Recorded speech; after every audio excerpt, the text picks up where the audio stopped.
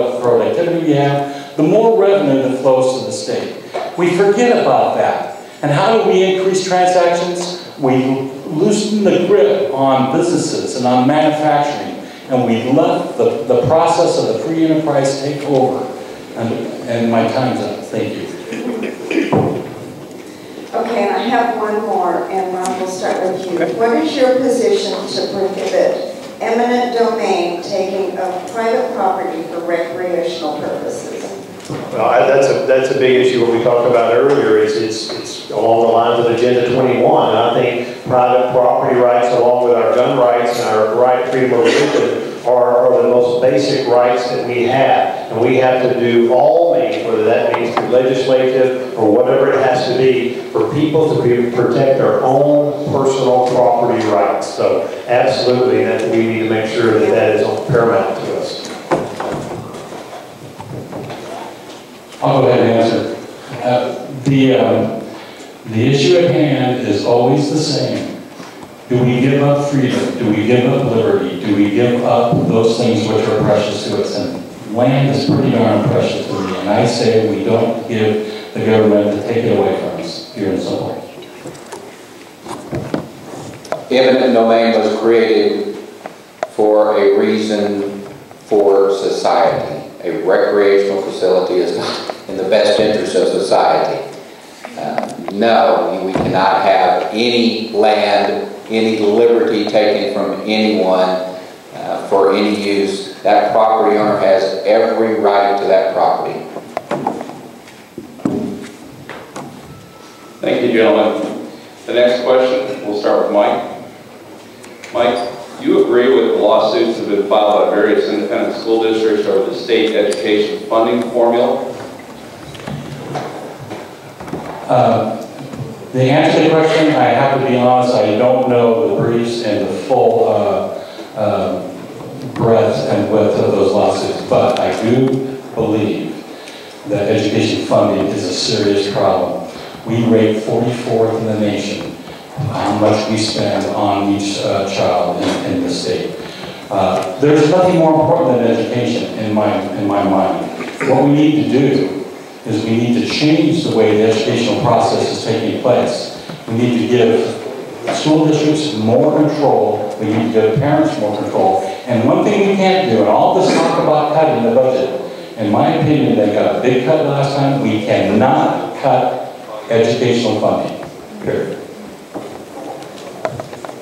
You have to go back and remember your Texas history. We were doing fine until Edgewood versus Kirby.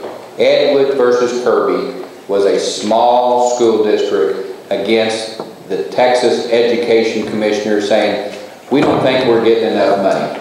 And judicial restraint was not invoked, and that created Robin Hood, and we've been dealing with it for over 30 years.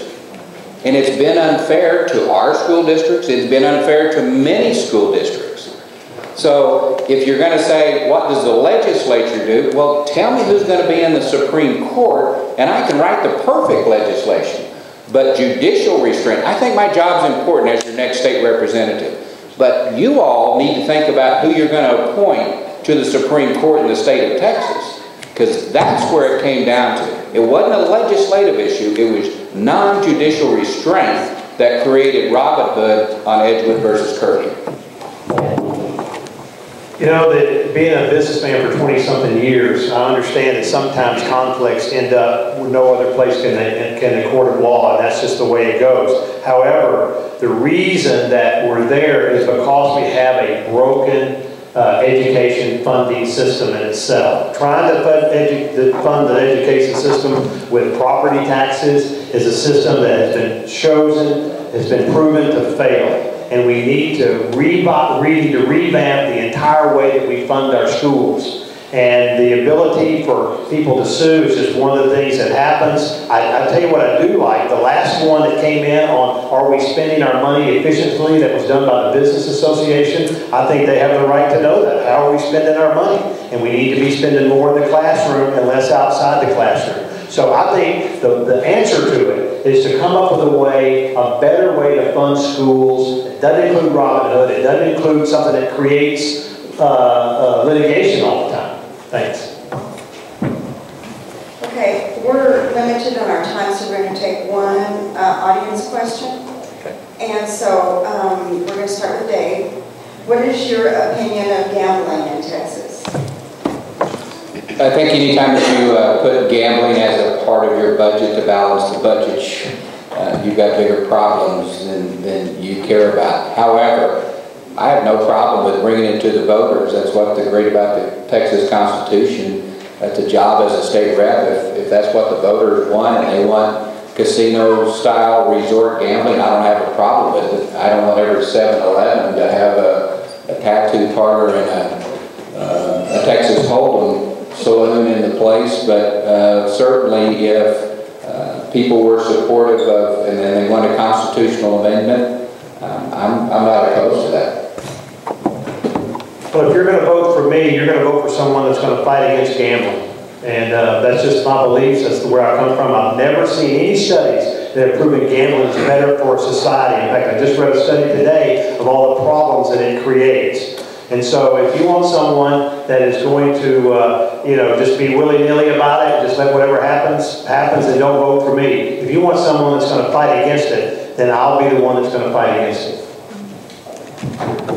Yeah, I go Ron completely in that regard. The question is, how do you feel about gambling?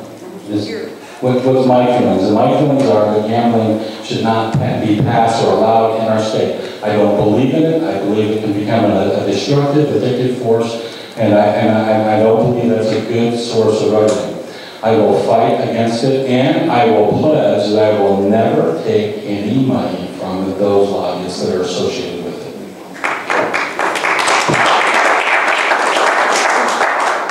Thank you, gentlemen, for answering a bunch of tough questions, some from the moderator panel, some from the audience. We're now to the final wrap-up, and we're going to start with Mike and go off to the left as we have.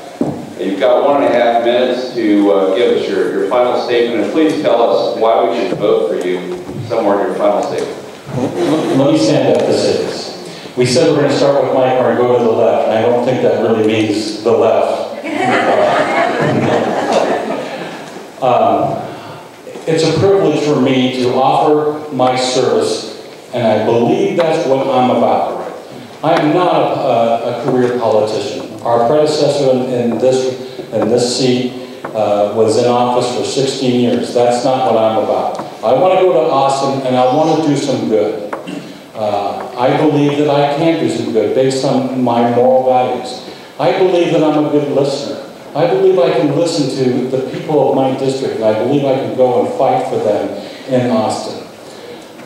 I believe that this is the greatest state in the nation.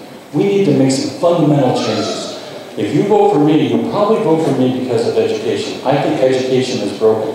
I think we need to deregulate the classroom. I think we need to get Austin out of it. Austin has Texas has passed these laws with the purpose of trying to improve results with unintended consequences.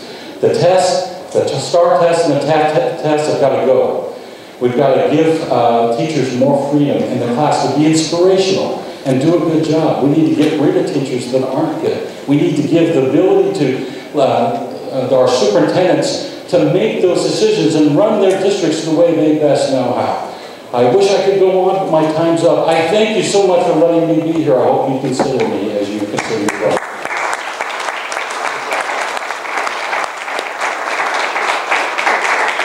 As I've gone through the campaign, the two things that I've focused on is I think I'm uniquely qualified and have the proven leadership to go to Austin and be your state representative. My uniquely qualified is I grew up 20 miles from the New Mexico border. I went to school 20 miles from the Louisiana border, spent some time in Bryan College Station, have been here for 32 years. I understand the state of Texas. I'm a native Texan. I understand the problems that we have in our area. I was responsible for getting Hebron High School built in a timely fashion. I worked with the city of Carrollton and the city of Louisville to get Hebron Parkway through so you didn't have to drive all the way down Frankfort Road to get to Vista Ridge Mall. I've worked on the 121 bypass. I was the voice of the Hebron Hawks for the first 6 years. I was instrumental in getting Castle Hills and Castle Hills development and Castle Hills Elementary School built for this community. There are a number of things that I've done, but the leadership has been, as Mark Stokes, one of the mayors of Carrollton, said, Dave has the ability to ask the tough questions, but he's always a statesman. I have the leadership quality to step on your shoe, but I won't mess up your shine too bad. I've been accused of being a visionary. Helen Keller said it best, the most pathetic person in the world is someone who has sight but no vision. 18 years ago, I was asked by the Republican Party to go to Austin, and I want to go there this time and represent you. Thank you.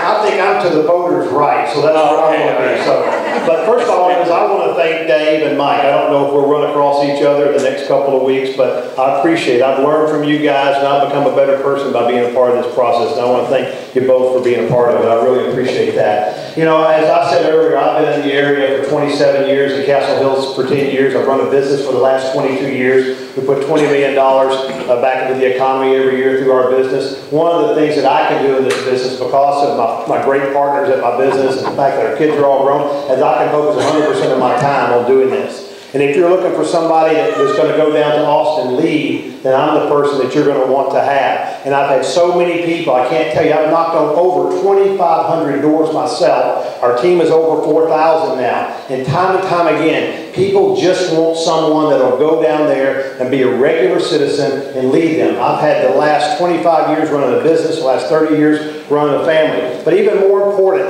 I want to read some of the organizations and people that have endorsed me. Texans for Fiscal Responsibility, Texans Alliance for Life, Young Conservatives of Texas, the Republican Assembly, the Concerned Women of America, Concerned Digest of Texas. I'm Tea Party approved. 75% of the precinct chairs in this district have endorsed me. Louisville City Council members, the majority of the Carrollton City Council, Bobby Mitchell, County Commissioner and 4-time Mayor of Louisville, the entire City Council and Mayor of Highland Village, people like David Barton and Kelly Shackelford. So think about the people that you know. Think about all the people in here that are here to support me. And I really would appreciate your vote beginning Monday night. Thank you very much.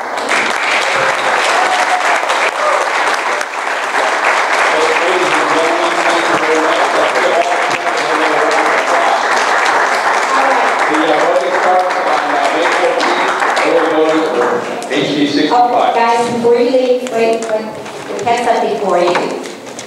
Oh, thank you very much. Good job. All right. Great job. Thank you. Super. Appreciate it. Next candidate in representing